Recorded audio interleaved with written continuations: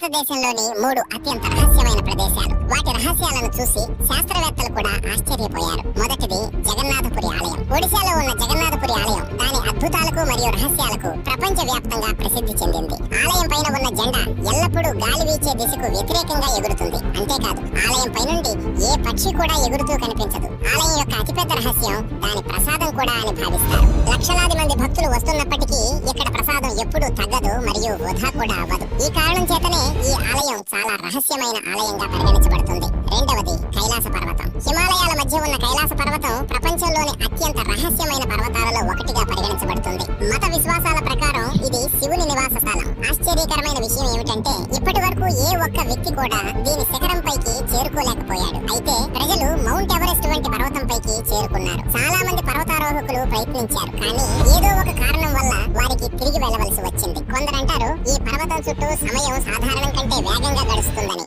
మూడవది కుల్ధరా గ్రామం. రాజస్థాన్ లోని కుల్ధరా గ్రామం సుమారు 200 సంవత్సరాల క్రితం ఒకే రాత్రిలో పూర్తిగా నిర్జనమైపోయింది. ఇక్కడ నివసించే వేలాది మంది ప్రజలు అకస్మాత్తుగా అదృశ్యమయ్యారని, ఆ తర్వాత మరెప్పుడూ తిరిగి రాలేదని చెబుతారు.